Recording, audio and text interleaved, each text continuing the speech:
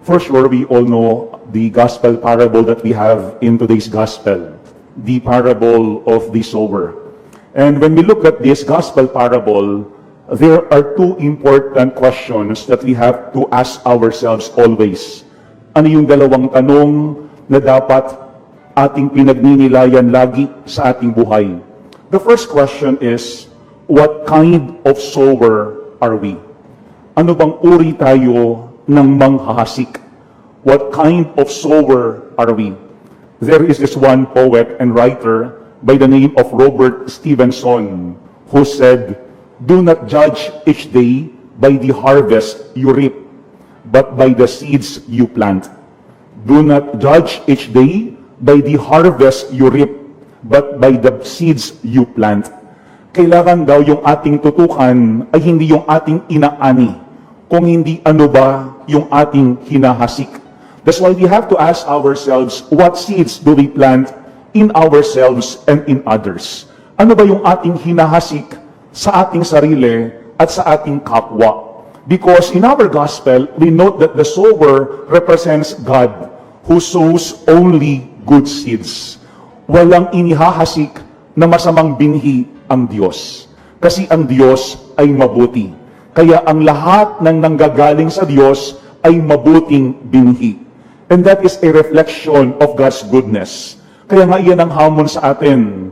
When we sow good seeds in ourselves, definitely we will build strong character, create good habits, and bring inner peace. Kapag yung ating hinahasik sa ating mga puso, sa ating kalooban, ay mabubuting binhi, maganda ang ibubunga niyaan sa ating buhay. Pero definitely, hindi lang dapat yaan sa ating mga sarili. We should also be sowers of good seeds also to other people. Kaya nga kapag tayo ay naghahasik ng magandang binhi sa ating pamilya, sa ating kapwa, trust is being built. We help other people to grow, and it also spreads kindness. Kasi baka sa isang banda, we only sow good seeds within ourselves, but we sow bad seeds in other people. Baka may mga pakakataon, tayo ang pinagmumulan ng hindi magandang kwento sa ating kapwa. Baka may mga pakakataon din dahil sa atin nagsisira yung relasyon sa ating paligid. Kaya nga maganda na ating tingnan, what kind of sowers are we? Sana katulad ng ating gospel, we are good sowers. Good sowers meaning we only sow good seeds. Kapag hindi maganda yung binhi, huwag mo nang ihasik. Kasi masisira tayo at makakasira din tayo ng buhay ng ating kapwa. Kaya nga merong isang santo, si Saint Basil the Great, who said, "He who plants kindness gathers love. He who plants kindness gathers love." Huwag nating asahan na magiging maganda ang bunga kapag tayo ay naghahasik ng pangit na binhi. Kaya yan ang unang paalaala sa atin. Be a sower only of good seeds. Kapag hindi maganda yung binhi, huwag mo nang ihasik. Kasi hindi lamang tayo ang masisira. Pati yung ating kapwa, pwede nating sirain kapag yung ating hinahasik sa kanila ay hindi mabuting binhi. First question, what kind of sowers are we? Pero yung second question that we have to ask ourselves based on our gospel today is this: what kind of soil are we? Ano bang uri tayo, hindi lamang ng manghahasik, kung hindi ano bang uri tayo ng lupa? No, because in our gospel, we've seen different types of soil. Iba't iba yung uri ng mga lupa. Merong footpath, merong rocky ground, merong thorny ground, and merong good soil or good ground. Ano yung pinapakita dyan? The importance of receptivity. Kasi kahit maganda yung seeds being sown sa atin, if we are not open or receptive, it will never grow in us. Sayang lamang yung hinahasik na binhi. Kaya nga ang sabi ng isang quotation, nothing can be forced. Receptivity is everything.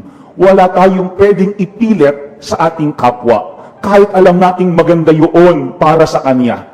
Kung yung ating kapwa naman ay hindi bukas, kapag sarado naman yung kanyang puso, yung kanyang kalooban. That's why when we look at our gospel, the sower was very generous in sowing good seeds to different types of soil.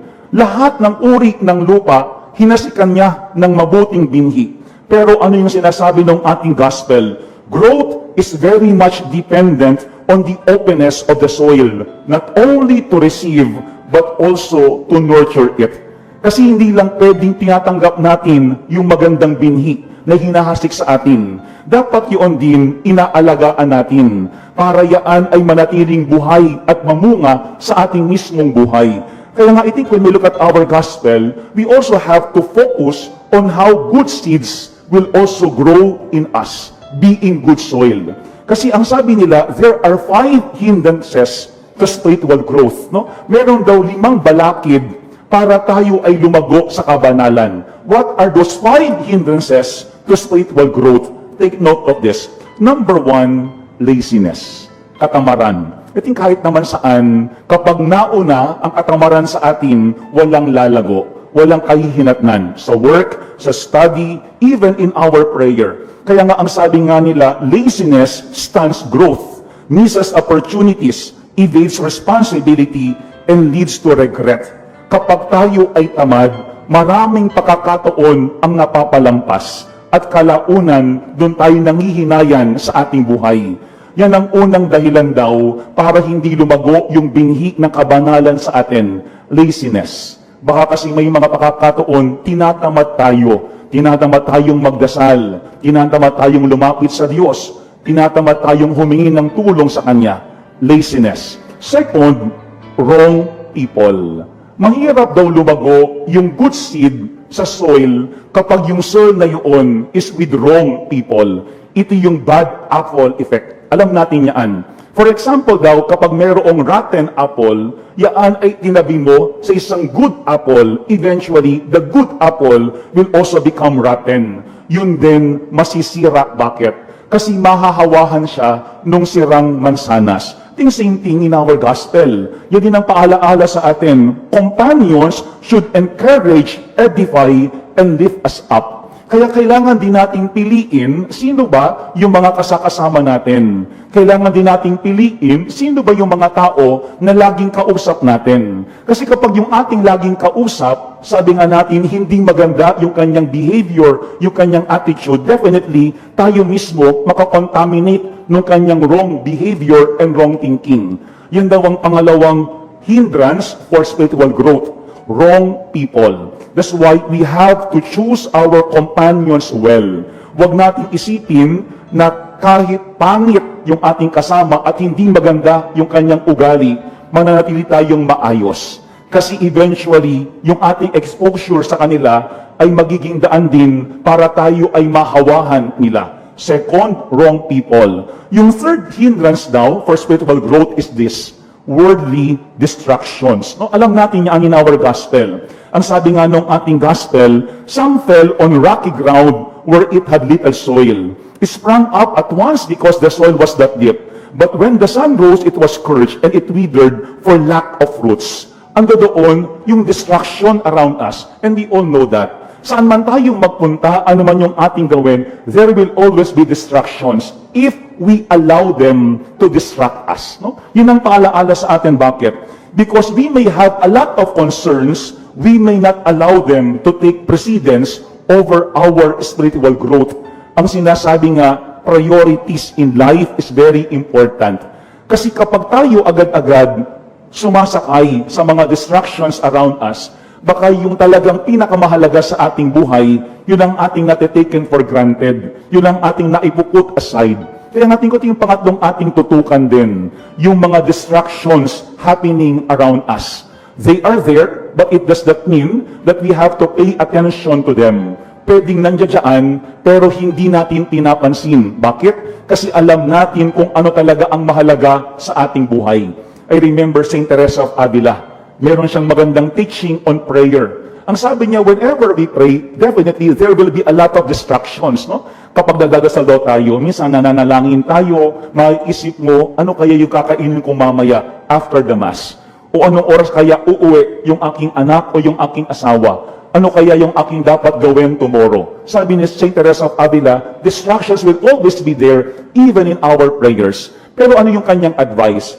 Instead of leading us away from prayer because of these distractions, she said, yung ating mga distractions, bring them to prayer. No? Dalhin mo sila sa panalangin. Kung habang nagdadasal ka, naisip mo yung sakit ng iyong pamilya, yung problema sa trabaho, yung kailangan mong ayusin sa bahay, tell it to God. Express everything to God. Kapag ginawa daw natin yun, we are not anymore distracted in our prayer. That is why even those distractions can become subjects ng ating prayer. Yan ang pangatlong magandang ating tutukan, worldly distractions. Pang-apat daw na hindrance for spiritual growth is what? Self-reliance. No? Ito yung very tempting nowadays. Yung ating thinking not only of instant gratification, but overly ambitious independence. Na kaya nating gawin ang maraming bagay even without asking help from God. Self-reliance. Kapag iniisip lang natin yun, we are not growing in our faith. We are not growing in our trust in God. Yan po yung pang-apat na hindrance, self-reliance. Sana araw-araw, we recognize not only how the sower is sowing good seeds in us, but how he also takes care of those seeds being sown in us. Pero panglima at panghuli, take note of this. Fifth hindrance to spiritual growth is what? Negative thinking. No? Negative thinking. Tingin ko lahat tayo guilty sa bagay na ito. Sabi nga sa internet na nabasa ko, negative thinking definitely attracts negative results. No? Kapag yung ating iniisip ay pangit, ang ibubunga niyaan, pangit din sa ating buhay. Kaya nga ang sabi doon, we cannot grow and move forward spiritually with negative mindset. Kaya nga sometimes there are people who would think, ba't pa ako magdadasal? Ang dami-dami ko namang pangangailangan. Bakit pa ako hihingi ng tawad sa Diyos? Mamaya makakasala rin naman ako. Bakit pa ako hihingi ng awa sa Panginoon? Alam ko namang napakarami kong nagawang kasalanan. Kapag yung ating mindset is very negative, definitely we will not grow spiritually. Hindi tayo lalago sa buhay kabanalan. Yan ang pangalawang magandang ating tingnan. Not only what kind of sowers are we, but second, what kind of soil are we? Kung being sower, let us only sow good seeds. Pero as soil, let us always be open for growth. Kasi baka maraming binibigay na magagandang binhi ang Panginoon sa atin, pero baka tayo naman ang tangge ng tangge. Baka tayo naman ang hindi nagbibigay halaga sa mga magagandang binhi na kanyang hinahasik sa ating buhay. Let me end our reflection with a quote coming from this author named Paulo Coelho. He said, when we strive to become better than we are, everything around us becomes better also. When we strive to become better than we are, everything around us becomes better also.